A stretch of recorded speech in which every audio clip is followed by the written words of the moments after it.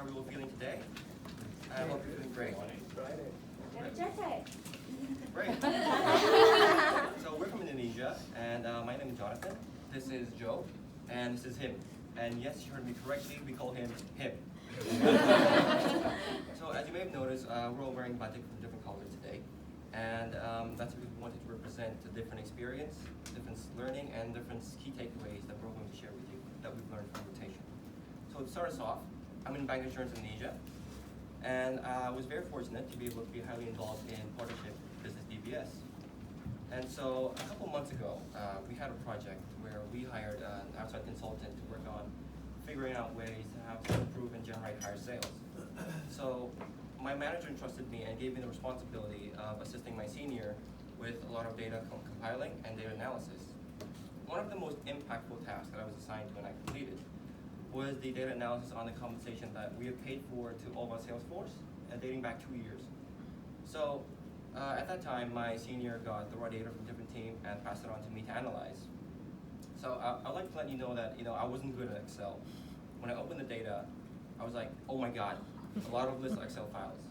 I opened each one of them and I was like, oh my God, sheets, right? So I felt instantly overwhelmed. And so I had a quick discussion with my senior on how to tackle and analyze the problems in a good way, efficient way. But I thought this is very advanced and I still need a lot more help.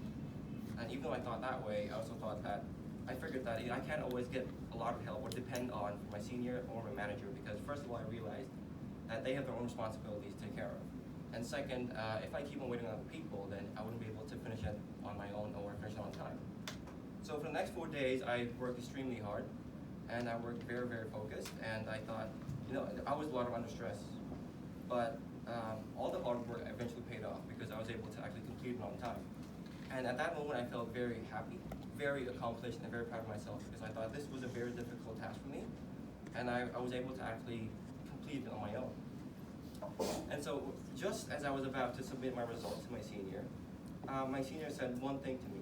And right now, I'd like you all to imagine yourself being in my position after feeling very accomplished, after completing a very challenging task. Because the next thing my senior said to me was, hi, look, I'm very sorry, but it turns out that the data that was given to me, which I gave you, was incomplete. And we have an updated version of the data.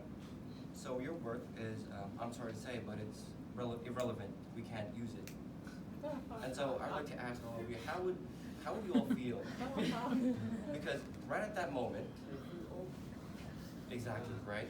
Because right at that moment, when she said that to me, my heart instantly stopped.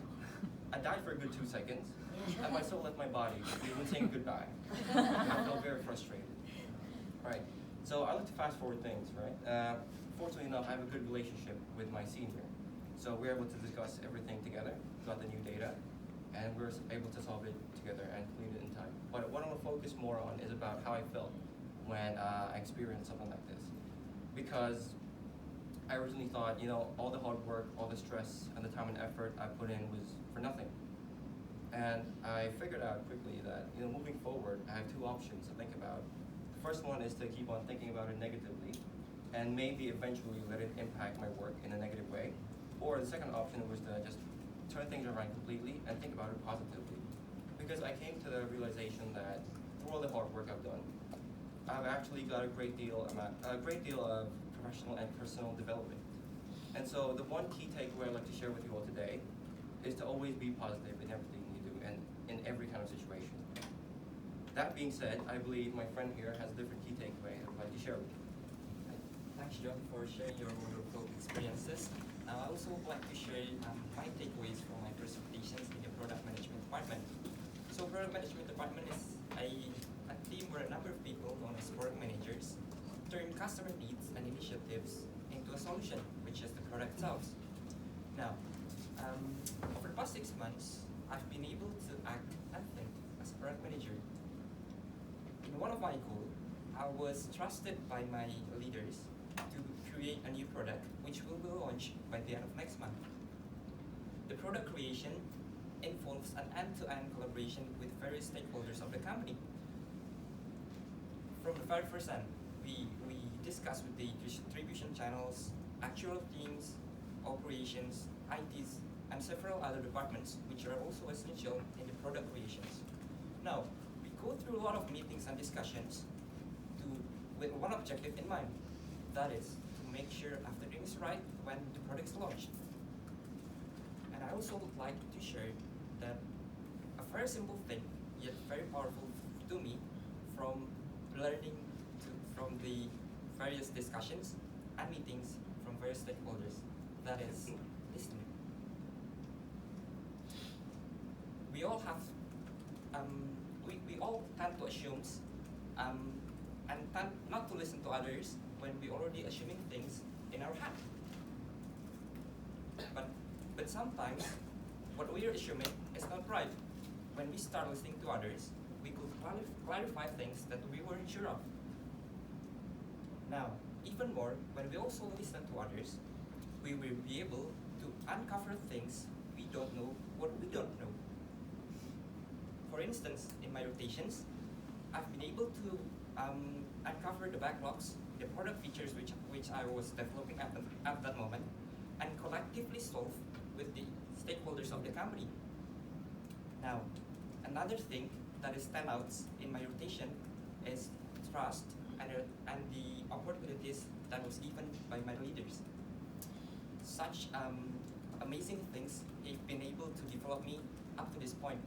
They build my confidence, they validate my perspective and point of view as well. Now, I've already shared with you the takeaways I've got from listening a small group of people. Now, what if but I haven't mentioned at all about listening to our customers. Now, fortunately, we have somebody, him, that experienced directly listen to our customers. Stage is yours. Thanks, Joe. So, for the past 6 months, I was rotated into the operations department. So, operations basically, we handle the after-sales services of any of the products you can imagine. So, on the department, I was assigned to be in a project of a customer experience improvement, specifically for the customers who had our health insurance products. So we do those things by having a system enhancement, and also I help them to train the new hires of the department.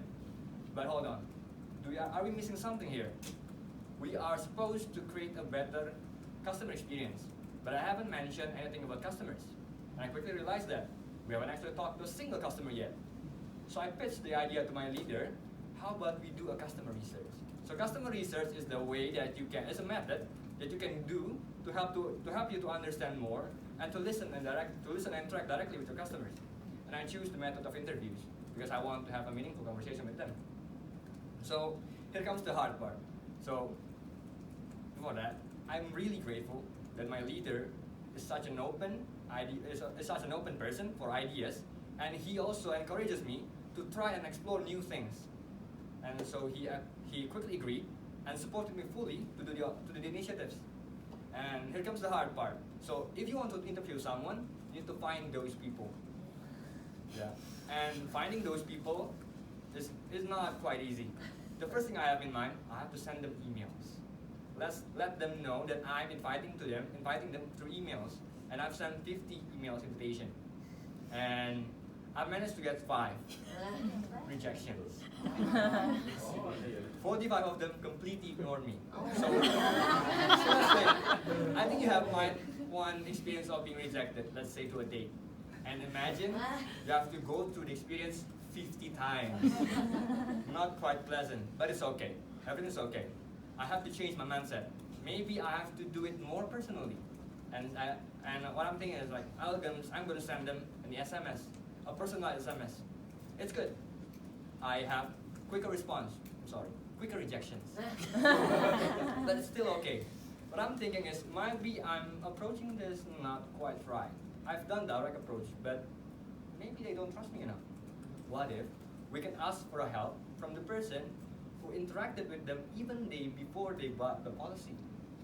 Right? Who? Agents. Exactly. So I approached my connection, the agency, and actually it was great. Finally, I have my breakthrough, and I have 5 customers. In every one of them, I had meaningful 60 minutes or more conversations. it was tiring, but so satisfying that I get to connect and talk to them. So my key takeaways from this experience was that I have to be flexible. If one approach doesn't work, then don't get bogged down.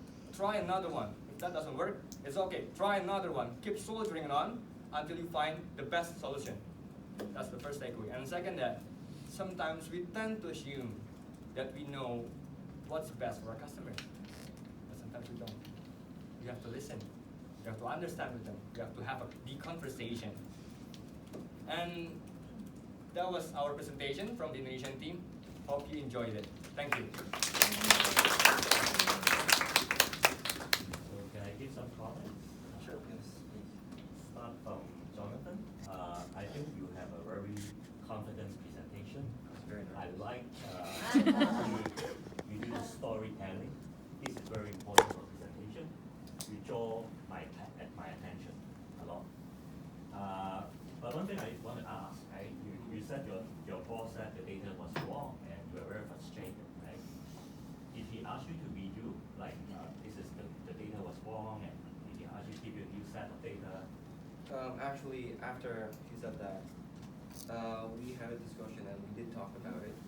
So he didn't ask me to actually redo everything on my own, but because my senior actually felt bad as well. So we did things together. After that, we collaborated and actually completed in a faster pace. So what did you learn from this mistake? What is one learning? Well, the one learning, first of all, is to think positively because I don't think it was a mistake made from my senior. It was something I thought of, so I'm not going to blame anyone for it. But the one key takeaway is that even though it was scrapped, I still learned a lot. I gained a lot. I learned actually a lot of problem solving skills on my own, how to work independently, how to manage my own time, how to work under pressure. So there's actually, so the main thing is basically be positive, because in every situation, you always learn something new. Thank you. I'm sure you learn a lot about Excel. Now Definitely. you're an Excel expert, right? No, not an expert yet. Okay, for Joe, I also like your presentation, very confident. I like the pause you applied. Like when you try to say very important things, you did pause and say listening. So it struck me. I got the main point. Keep it up.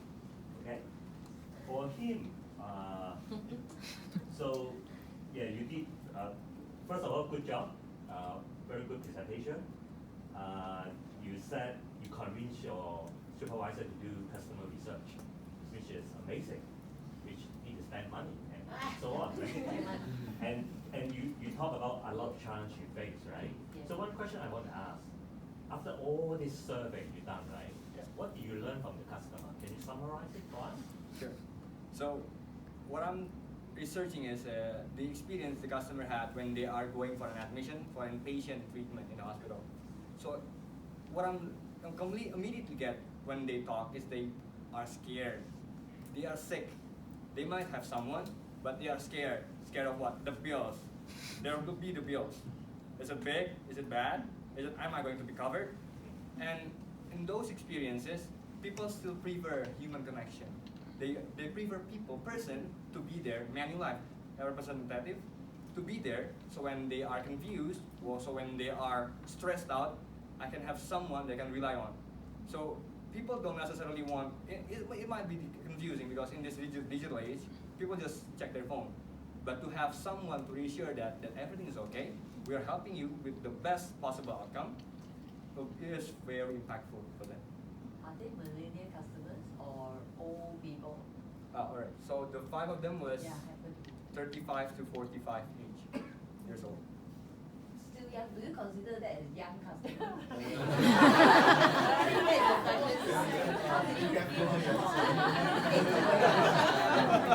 Be very careful when you're answering.